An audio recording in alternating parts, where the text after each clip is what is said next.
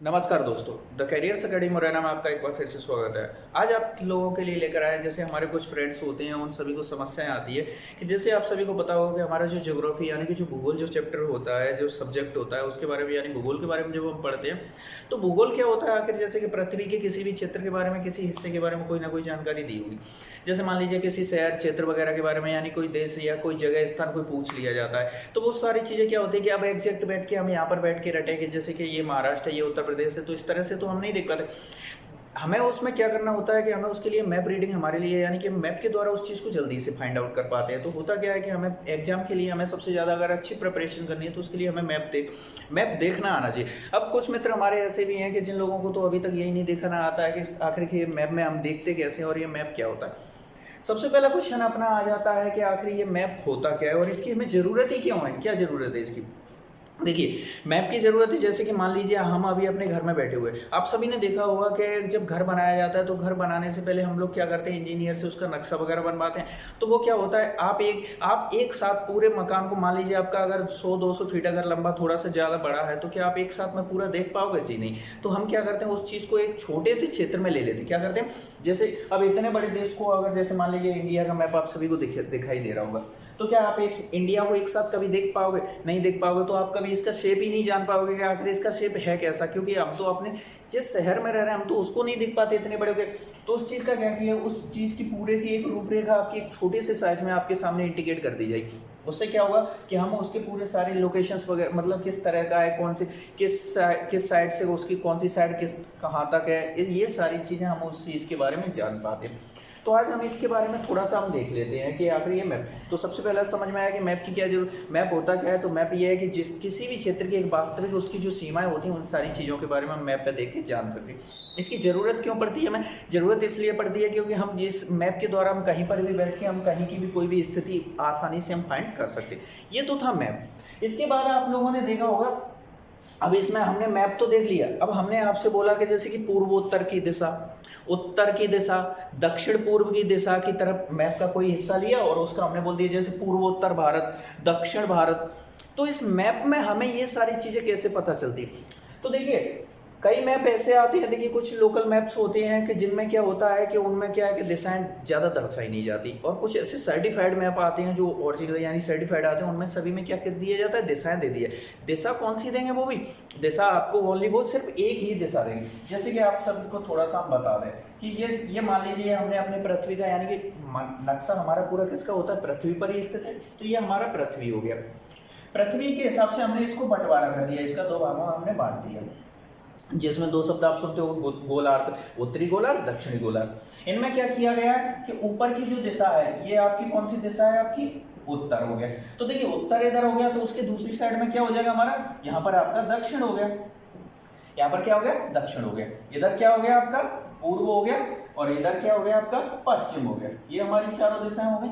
तो जो मैप आते हैं उनमें वो सभी दिशाएं आपको इंडिकेट नहीं करेंगे, उसमें वो क्या इंडिकेट करेंगे, ओनली यहाँ पर आपका एन छपा होगा और वो ऊपर की तरफ निशान लगा देंगे, वो तीर जैसा निशान लगा देंगे, इधर एन लिखा होगा। तो इससे हम क्या डिसाइड करेंगे कि ऊपर की तरफ कौन सी दिशा हो गई, उत्तर हो गई। उसके अलावा ये तीनों दिशाएं हमें अपने मन से अपने आप सोचनी होगी। तो देखिए, अगर ऊपर की तरफ उत्तर हुआ तो नीचे की तरफ दक्षिण आपका हो ही जाएगा। इधर राइट साइड में आपको सीधे हमेशा फिक्स रहेगा आपके लिए, ठीक है, क्योंकि उत्तर इधर फिक्स हुआ। अगर एक दिशा फिक्स कर दी जाए तो 3 दिशाएं तो ऑटोमेटिक फिक्स हो ही जाएंगी हमारी। तो उत्तर अगर हमारे ऊपर की तरफ हुआ तो दक्षिण ऑलवेज नीचे ही माना जाएगा, और राइट साइड में यानी सीधे हाथ की तरफ लेफ्ट राइट हैंड पे आपको क्या लेना होगा, पूर्व लेना होगा। तो पूर्व के जस्ट अपोजिट, ये तो आप लोग जानते हैं कि पूर्व का पश्चिम होता है, उत्तर का दक्षिण होता है। इस तरह से ये दिशाएं होगी। अब इसके बाद हम आते हैं कि मैप में आप सभी ने देखा हो, देखो जैसे आप सभी को ये दिखाई दे रही हो, यहाँ पर ये कुछ लाइनें डली हुई हैं, ये इस तरह से देखिए, ये काफ़ी इसमें ये लाइनें दिख रही हैं, और ये ऐसे में भी दिख रही हैं। यानी ये कौन से ऊर्ध्वाधर, जिनको क्या कहते हैं, वर्टिकल कहते हैं, और ये कौन सी है, हॉरिजॉन्टल, यानी कि क्षैतिज रेखाएं जो होती हैं। ये रेखा क्या होती है, इनका काम क्या होता है, ये क्यों खींची हुई है, इसमें हम इसके बारे में देख लेते हैं। यहाँ पर ये हमने पहले हम इनकी बात कर लेते हैं कि उत्तर से दक्षिण की ओर कैसे रेखाएं बना देते हैं हम, यहाँ से करके ऐसे करके इस तरह से कुछ रेखाएं खींची हुई हैं। अब देखिए, ये कोई रेखा नहीं है, अगर आप चाहो तो आप सोचोगे ये इनको हम ढूंढना चाहें तो आप कोशिश मत करना, क्योंकि ऐसा कुछ है ही नहीं पृथ्वी पर। ये सिर्फ हम लोगों ने मान लिया है।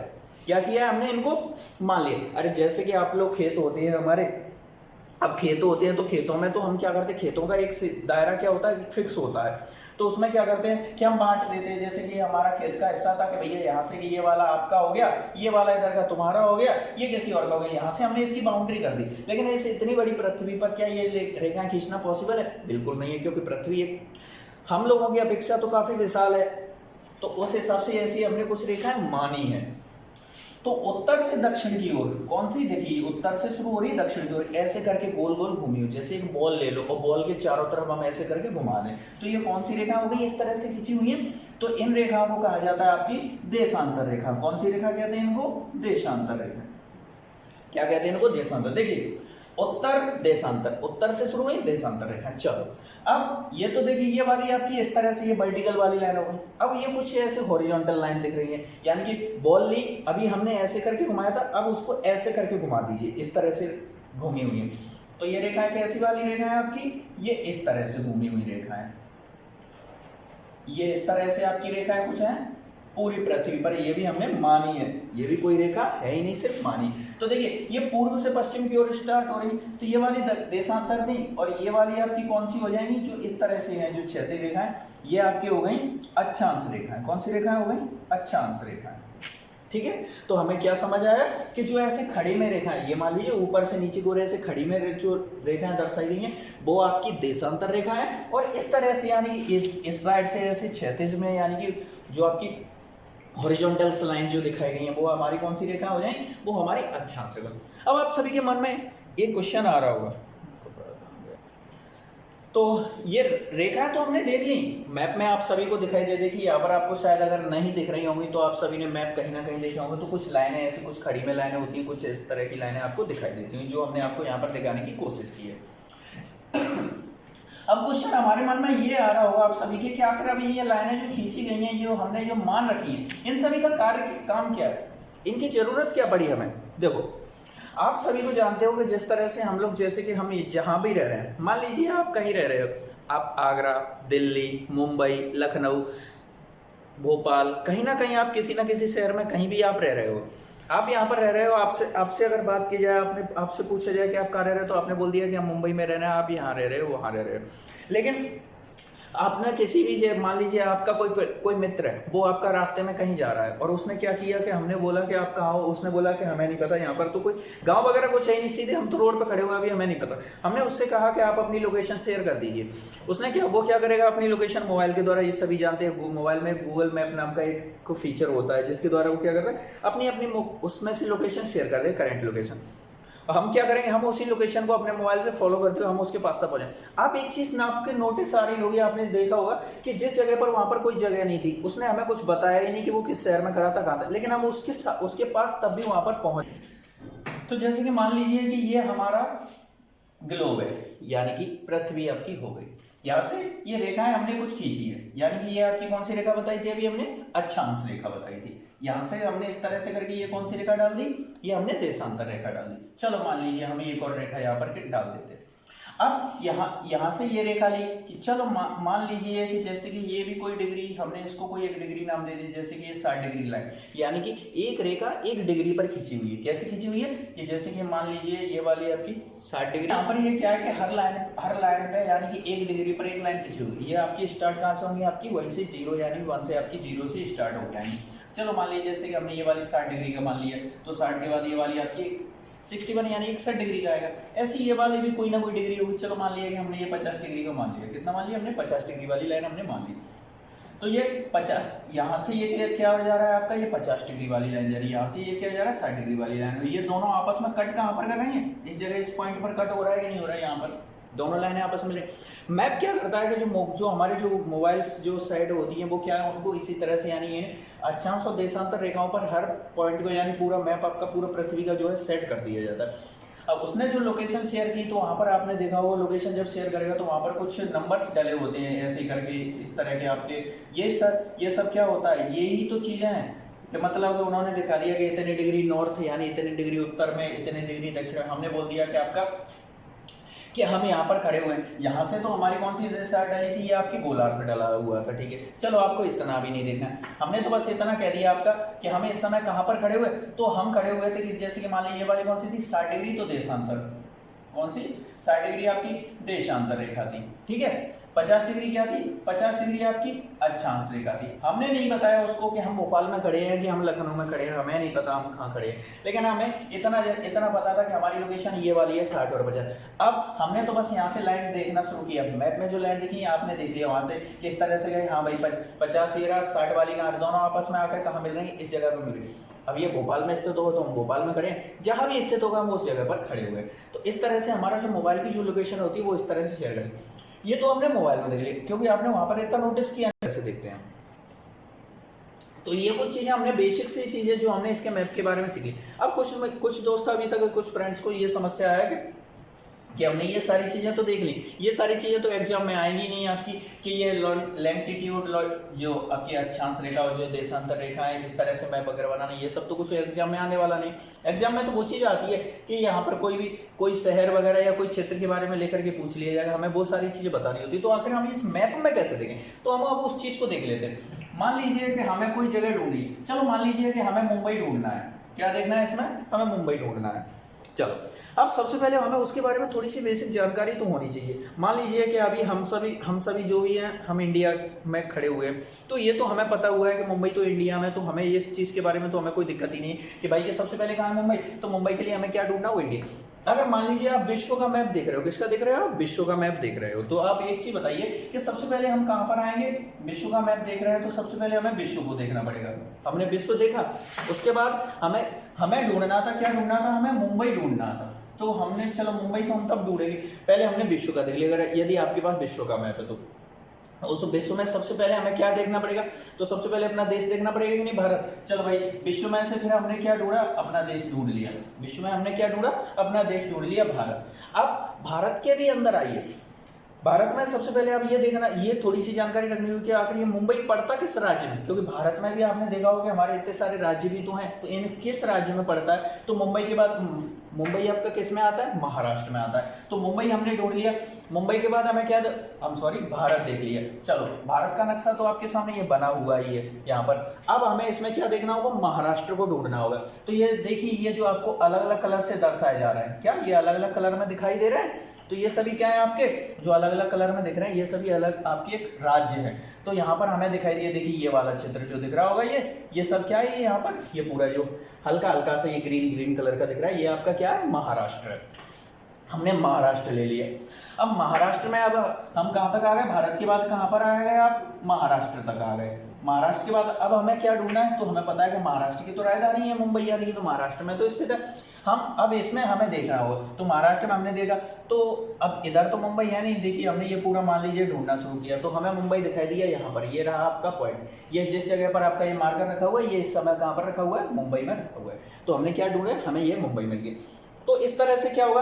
अब हम यहाँ खड़े थे कि हमने अभी तो देख लिया, अब हम मान लीजिए हम एग्जाम में बैठे हुए, हम भूल गए कि मुंबई कहाँ था, लेकिन हमें याद आया कि हमने जिस समय मैप देखा था उस समय हमें याद आ रहा है कि जैसे कि हम इस तरह से करके खड़े हुए हैं, तो मुंबई हमने लेफ्ट साइड में देखा था। कहाँ पर देखा था? हमें याद नहीं रहा कि वो किस राज्य में दिया हो। तो हमने मुंबई कहाँ देखा था आपका? कि लेफ्ट साइड में देखा था। इतना हल्का आपको याद रह गया, आपके दिमाग में मैप साइड छपा हुआ है कि हमने इस साइड देखा था। चलो मान लीजिए अब आपको राज्य याद ही नहीं रहा, तो हमें क्वेश्चन कैसे सॉल्व करना होता? तो मान लीजिए कि उसके ऑप्शन ऐसे आ गए, उसने ऑप्शन दे दिए तमिलनाडु, आंध्र प्रदेश, ओडिशा, महाराष्ट्र। उसने क्या दे दिए? ये 4 आपको ऑप्शन दे दिए, तमिलनाडु, आंध्र प्रदेश, ओडिशा और महाराष्ट्र। लेकिन हम ये भूल गए कि मुंबई कहाँ था, हमें याद ही नहीं रहा।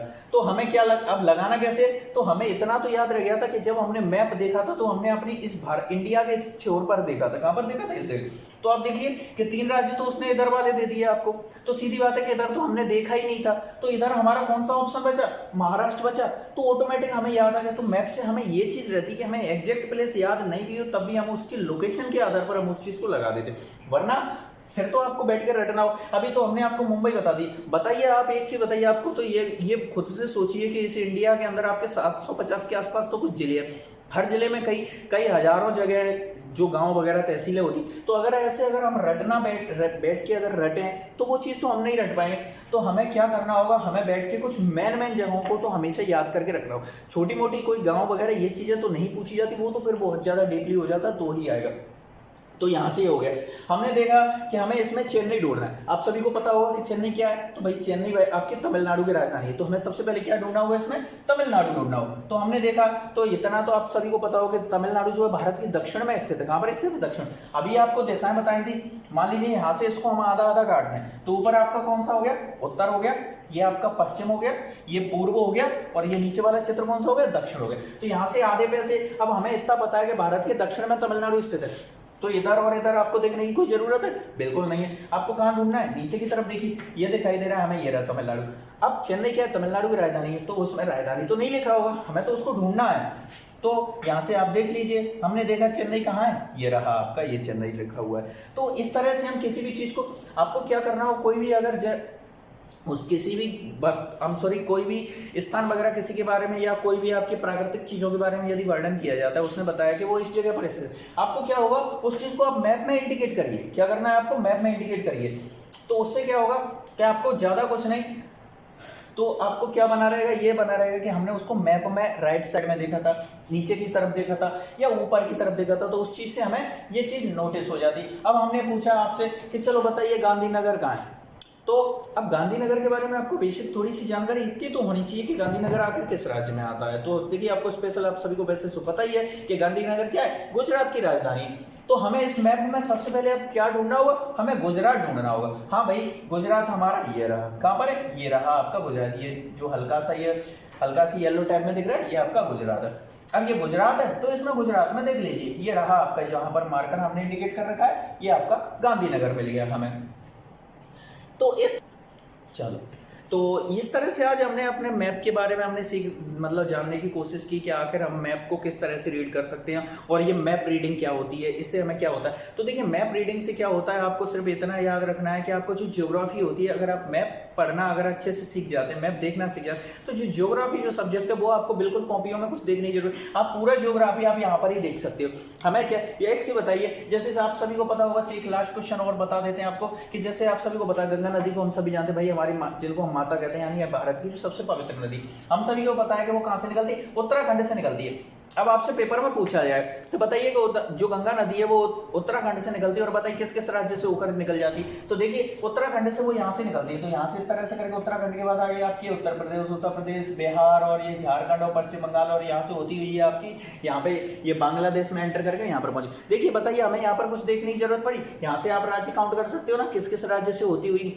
इसी तरह से कोई भी नदी वगैरह हो या कोई पर्वत, अरे मान लीजिए जैसे कि हमें बताया गया कि जो अरावली पर्वत विश्व की सबसे पुरानी जो पर्वत श्रेणी है वो कहाँ पर स्थित है। अरे भाई, हमें पता है कि वो यहाँ से लेकर, यहाँ से गुजरात से स्थित है। कहाँ से, गुजरात से स्टार्ट होती है और यहाँ से लेकर के ऐसे दिल्ली तक फैली हुई है। तो गुजरात से शुरू थी, दिल्ली तक फैली थी। अब हमने पूछा आपसे कि कितने राज्यों में फैली, हमने तो कॉपी देखने की जरूरत ही नहीं पड़ी ना, गुजरात से थी दिल्ली तक है, तो भैया गुजरात के बीच में कौन आ गया, राजस्थान से लेकर दिल्ली, और दिल्ली से पहले देखिए हरियाणा पड़ रहा है आपका। तो ये 4 राज्यों में फैली, कहाँ पर है, तो इस तरह से हम, तो ये होती है आपकी मैप रीडिंग। तो मैप रीडिंग यानी आपको घर पे बैठिए, आप सभी मैप को लीजिए, और मैप में आप कुछ जगहों को अपने आसपास जो भी आप जगहों को जानते, जो फेमस जो जगह, उन चीजों को देखने की कोशिश कीजिए। एक बार आप देखोगे, एक ही दिन में सारी चीजें क्लियर नहीं होती। आज आपने देख लिया, 2-4 दिन बाद फिर से मैप को देख लीजिए, 2 मिनट आपको मैप को ही तो देखना होता है। जब आप 2-4 बार देखो तो आधे से ज्यादा जगहों के नाम इसमें से आपको ऑटोमेटिक याद हो। अभी अब जैसे फिर आपको याद हो जाए, आपसे पूछा जाएगा कि कौन सी चीज का है, आप आंख बंद करके उस पर हाथ रख दोगे।